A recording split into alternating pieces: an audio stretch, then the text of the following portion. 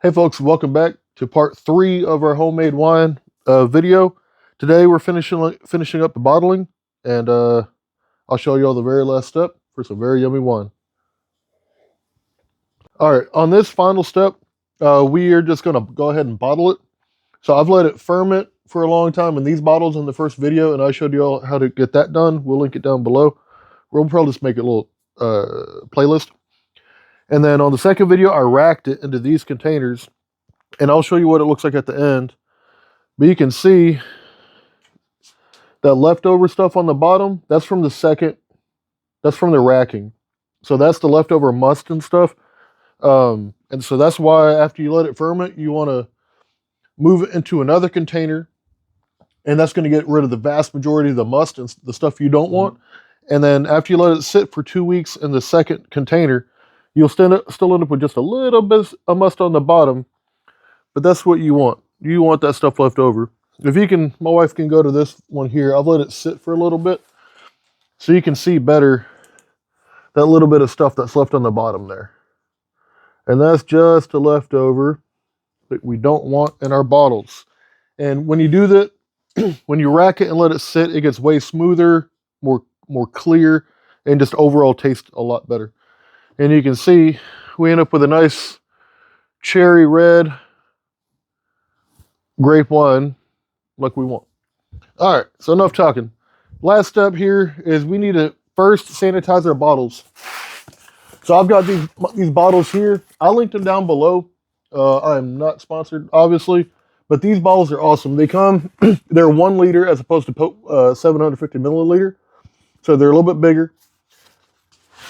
They come with replaceable little seals. So in theory, you can basically use them forever. They're glass, so you can sanitize them very easily. But my favorite part is they come with a bubble wrap sleeve. And then the box that they ship with has those cardboard dividers in there. So as long as you're not throwing it around, this is really good storage for once you're done. All right, so I've got my sanitization solution here. That's Star San. I've linked it down in the other videos below.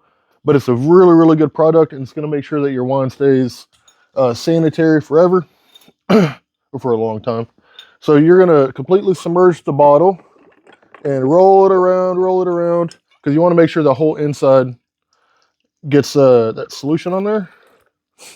You'll drain it out, and that's all you have to do. I know it seems scary that there's still some bubbles in there. That Star San product is very specifically designed for homemade beer and wine, things like that.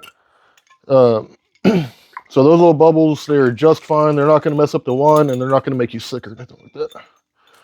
So I'll get 8 more of these bad boys. I've got these 8 bottles all sanitized and ready to go. What I like to do is take a couple of paper towels and just soak 1 paper towel in the sanitization solution. And then I get a couple more paper towels and leave them on the side. And I'll show you why here in a second. So very carefully bring your bottle over. You don't want to mix it all up. Defeats the purpose. And then you'll take your handy dandy siphon. And I'll have this link below too. But these things are really cool. The main part is that it's got this little stopper here. So when it's on the bottom and you pick it up, it'll stop siphoning. So when you switch from bottle to bottle, that's really good. And I will carefully submerge this. And you really just got to give it 1 good pump. Nice and gentle. Bam. And now we're filling a bottle. I'll let it fill all the way to about here. Whoop. And then pull it. You don't want a lot of headspace in here. There's a reason why they shape bottles the way they do. So that much headspace is good. And then go and swap to the next one. While that one is filling, I take this wet rag and go to wipe the tip 1 more time. And go and close it up. And then just to make sure there's nothing on the outside, because sometimes it'll drip or whatever, I just wipe it off with the wet one, wipe it off with the dry one, and bam, that's ready for storage. While that one's filling, I will go ahead and get this other one down here. Wipe off the tip, stopper, Make sure you get a good seal. Bam. Make sure it's nice and dry.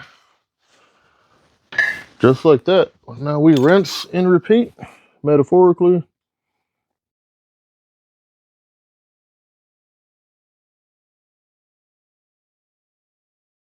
You can see once you kind of get into a rhythm, you can knock this out pretty quick.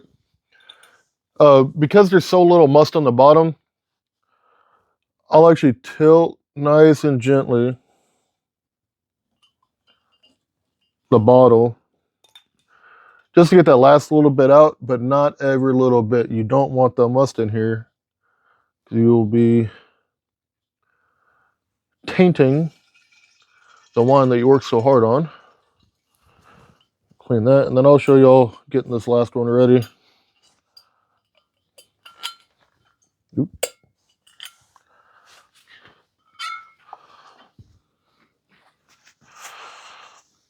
And like I said, these containers, or these boxes that these bottles ship in are excellent, because now you have a very space safe and bottle safe and dark place to keep your wine, which is what you want. We've got a 16 there.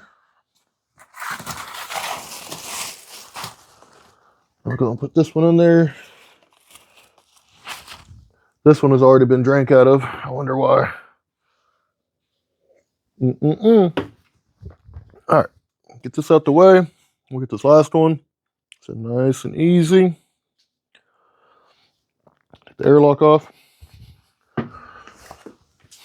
Get this one out the way as well. Nice and easy. One big pump. Oh yeah.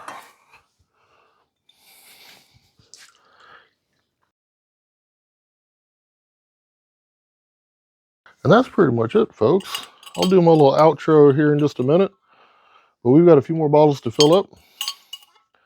But this is a really easy process, and you get really good results. And in my opinion, and a lot of other people's opinion, better than store-bought. Alrighty, folks, that's about it. This is it's pretty simple, but it's easy to mess up. Blah blah blah. I did the research for y'all. If y'all follow what I did, you can watch all 3 videos. It's really fun. It's actually way cheaper than store-bought wine, assuming you don't count all the glass. Once you buy the glass, you can use that stuff forever because it's very easy to sanitize. And then you end up with very, very yummy, very clean wine. And one big thing I like, oh, and it's strong too. One cool thing I like about this is once you finish the glass and you set it in the sink at night, with store-bought wine, whatever little dot is left on the bottom of the glass, you got to reach in and scrub out. I really do think the way this is done, my wine turns out much more pure and much more clean, because in the morning, if you just rinse it out with cold water, that dot goes away. Because there's very little like extra in there, I guess you'd call it. And the nice part about that too, it has a really nice mouthfeel. So you take a sip and you swallow, and it basically goes away. It's very, very good. And we like to actually drink it cold. We're drinking it at room temperature. And it's smooth, it's sweet, slightly sweet and good. And at the very end, you just get a slight little alcohol burn, because it is 15.5% alcohol. So it's pretty hot, but it doesn't burn whatsoever, if you understand what I'm saying. But we like to put it in the fridge and drink it as like chilled table wine, and it is super good that way. Last thing with these bottles, they come with these cute little labels. It looks like some farm girl wannabe stuff, and these little cute pens that look like chalk. I keep them because I'm not going to throw them away, but I don't like putting labels on my bottles, because then you got to scrape them off and get all the adhesive and all that stuff.